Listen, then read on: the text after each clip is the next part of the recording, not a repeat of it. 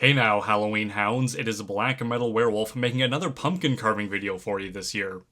In all honesty, I actually had zero intention of doing a pumpkin carving video. I had gone out and bought myself a handful of pumpkins to carve up and make into jack-o'-lanterns. I was like, okay, I'll just do these on my own. I won't do any of these on camera.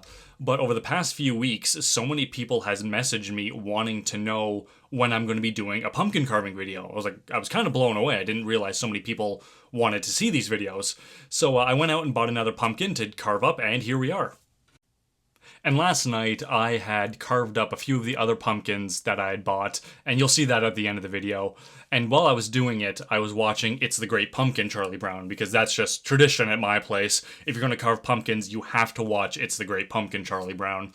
And when I was watching it, there's always one scene that always makes me laugh when Linus and his sister are carving the pumpkin, and Linus like, oh no, I didn't know you were gonna kill it. And that makes me laugh every time I see it. And it just makes me think, like, maybe next year, instead of just doing a pumpkin carving video, I'll like go out and hunt a pumpkin.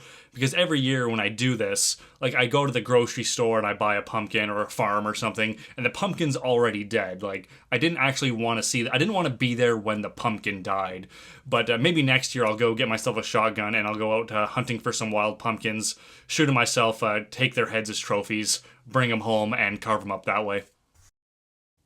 So for this year's pumpkin, I tried to do something a bit more complex for the face design, because I usually just do the like traditional triangle eyes, triangle nose, and big spiky scary smile. But this time, like, I was kind of getting bored doing that because I do it like a pumpkin like that every year. So I tried to do something a bit more complex. I did like more realistic eyes-ish. I tried to do like the bridge of the nose and more of a nose design at the bottom. I think it turned out pretty good. Actually, if you look at the newspaper there right beside the pumpkin, you can actually see where I had taken the marker and kind of drawn the face out. Like, will that work? I'll draw it on the newspaper first to see how it turns out.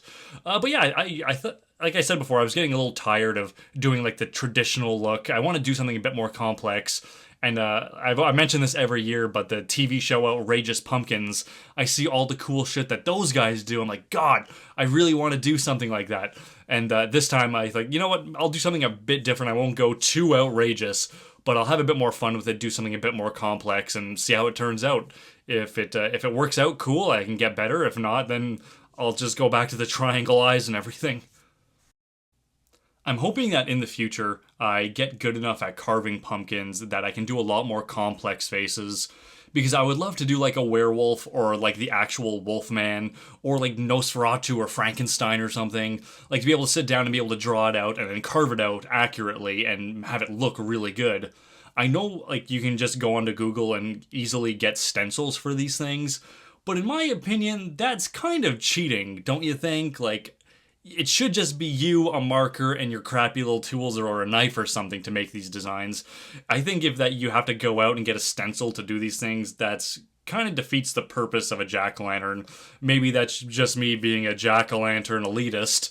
And I understand that not everyone has artistic skills, but neither do I. Like, if I can do a semi-decent jack-o'-lantern, I don't really see why anyone else can't do it and just, kind of hone their skills. I doubt I'll ever be good enough to go on the TV show Outrageous Pumpkins, but hey, a fella can dream, right? So we're just about to finish up here, and overall I think this pumpkin turned out pretty well. This is the first time I've ever done a bit more of a complex face. Usually I stick to the traditional route, but this time I wanted to have a bit more fun with it, do something different. Looking back, I probably would change the mouth and the eyes if I were to redo it, but hopefully next year I'll be able to hone my skills better and make a better pumpkin. And as you can see here, we have the other jack-o'-lanterns I did. On the right, we have a traditional pumpkin with a spiky smile and triangle eyes. And on the left, I was trying to go for like a zombie look. Kind of looks more like a hillbilly with missing teeth. But either way, I think they turned out pretty well. And as you guys know, I'm a very big believer in following tradition, especially during this time of the year. I don't know, when the nights get longer and the air gets colder, it just kind of feels like if you're not following certain traditions, something bad might happen to you. And carving pumpkins is definitely one of those traditions that you need to follow. Or as I like to call it, making sacrifices to the Great Pumpkin. But now, of course, I want to know what you guys are doing for your Halloween traditions this year. Are you carving pumpkins? Are you giving out candy? Or is there something else you like to do? By all means, let me know down in the comment section. And don't forget, guys, To hail the great pumpkin.